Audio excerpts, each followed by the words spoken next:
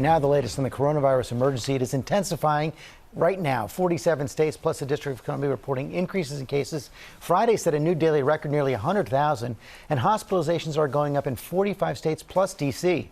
Steve Osunsami is in Atlanta, where the CDC is issuing new guidance on voter safety. Good morning, Steve. Good morning to you, George. The administration's response to the coronavirus is absolutely on the ballot for many voters, and the cases are up. It's the day before the election, and the coronavirus is as busy as ever in America this morning. 47 states are seeing the number of cases move in the wrong direction. 45 states are seeing a jump in the number of people needing to be hospitalized. And 25 states are seeing daily increases in the number of people dying from COVID-19. On Friday, the United States made COVID history again, reporting more than 99,000 new cases in a single day, the largest number of new cases recorded in a single day by any country in the world. El Paso County, Texas is struggling. The deaths from COVID-19 are getting so high, they're adding a fourth mobile morgue. Jerome Adams, the U.S. Surgeon General, says a vaccine is coming soon, but until then, Americans should try to protect themselves.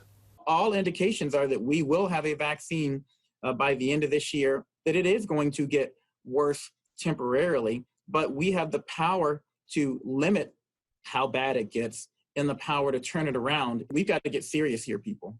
In New York City this weekend, police broke up 2 large Halloween parties that were in violation of rules set by health officials. One at a warehouse in Brooklyn with nearly 400 people. The second was a costume party in the Bronx, where few of the 550 people were wearing masks. I thought I'd be the last person to catch coronavirus, and even if I did catch it, I never thought that it would affect me the way it has. In Ohio, Lawrence Carpe is thankful to be out of the hospital. The 23-year-old athlete says he's still not breathing normally.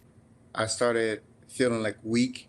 I was getting really tired from simple exercises.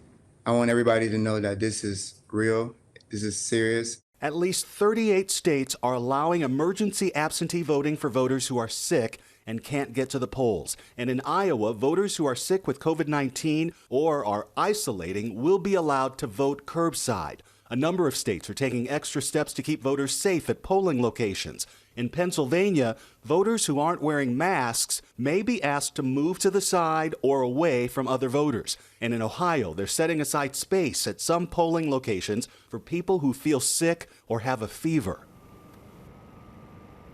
There are some concerns here this morning about Georgia's governor, who is isolating after being exposed to someone who is sick with the coronavirus. He is now being told by the CDC that it is safe for him to vote, which was a concern of many people, safe for him to vote as long as he wears a mask and keeps social distance from poll workers. George. Okay, Steve, thanks very much. Let's bring in Dr. Jha. Welcome back, the Dean of the Brown University School of Public Health. Good morning, Dr. Jha. Thanks for coming back again this morning. What's your best advice on how people can vote safely? Yeah, good morning, George. Thanks for having me on. I do think it's very safe for people to vote in person.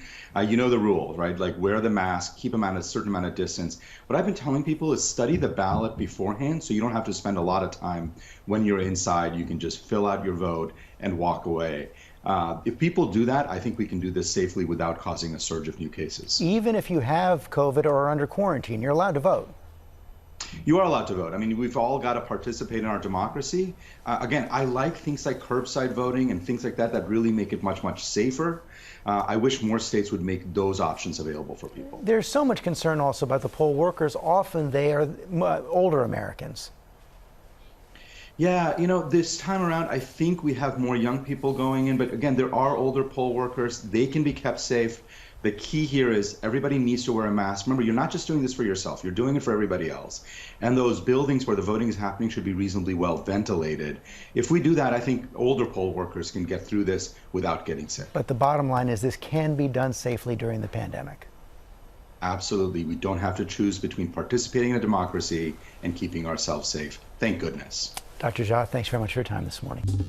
Well, hey there, GMA fans. Robin Roberts here. Thanks for checking out our YouTube channel. Lots of great stuff here. So go on, click the subscribe button right over here to get more of awesome videos and content from GMA every day, anytime. We thank you for watching, and we'll see you in the morning on GMA.